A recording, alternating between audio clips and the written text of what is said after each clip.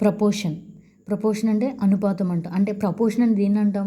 When 2 ratios are equal they make a proportion. ఒక 2 ratios ఎప్పుడైతే equal ఉంటుందో దాన్ని మనం అనుపాతంగా రాయొచ్చు అనమాట. Suppose A/B = C/D, A/B = C/D. So ఈ రెండు కూడా ఈక్వల్ అయితే దాన్ని మనం ప్రపోర్షన్ సింబల్ ఏంటంటే ఇలా ఉంటుంది.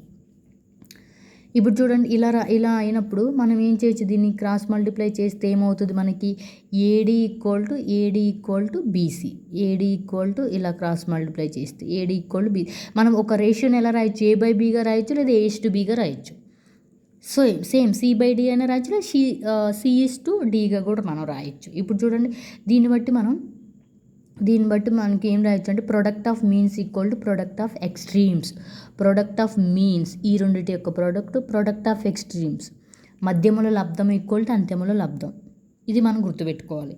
ఇప్పుడు మనకి దీంట్లో టైప్స్ ఆఫ్ ప్రపోర్షన్స్ కొన్ని రకాలు ఉన్నాయి.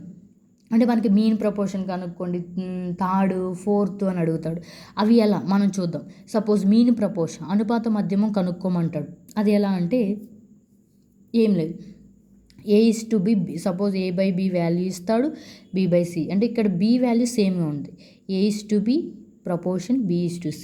ఇలా ఇచ్చినప్పుడు మనం మీన్ ప్రపోర్షన్ అంటే ఇప్పుడు చూడండి, మనకు ఆల్రెడీ తెలుసు product of means = product of extreme. దీని నుంచి B × B B², A × C AC. దీని నుంచి మనం B = ఏం రాయొచ్చు? √AC రాయొచ్చు. B² = AC. దీని నుంచి C ఏం రాయొచ్చు?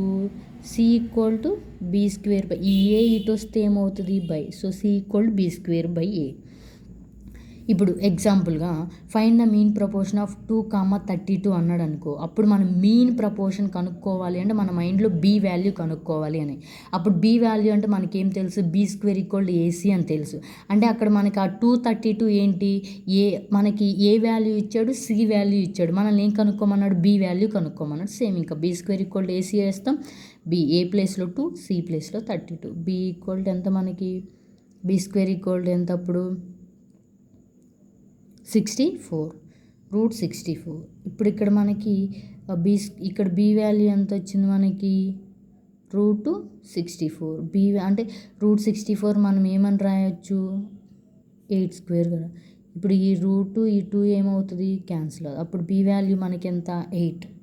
అంటే మీన్ ప్రపోర్షన్ ఎంత? 2కి 32కి అంటే 8. నెక్స్ట్ థర్డ్ ప్రపోర్షన్ అంటాడు. థర్డ్ ప్రపోర్షన్ కనుక్కోవాలి అంటే మనం గుర్తుపెట్టుకోవాలి, C వాల్యూ కనుక్కోవాలి అని అర్థం. ఆల్రెడీ తెలుసు మనకి C వాల్యూ ఎలా వచ్చింది? C = B²/A. థర్డ్ ప్రపోర్షన్ తృతీయ అనుపాతం అంటే వాడు ఇప్పుడు find the third proportion of 12, 18 అంటాడు. అంటే మనకి A వాల్యూ తెలుసు, B వాల్యూ తెలుసు, C వాల్యూ కనుక్కోవాలి. మీన్ ప్రపోర్షన్ అంటే B వాల్యూ, థర్డ్ ప్రపోర్షన్ అంటే C వాల్యూ కనుక్కోవాలని అర్థం. సో దీని నుంచి మనం సాల్వ్ చేస్తే చూడండి, C = B²/A. ఇక్కడ B వాల్యూ ఎంత? 18 × 8. A వాల్యూ ఎంత?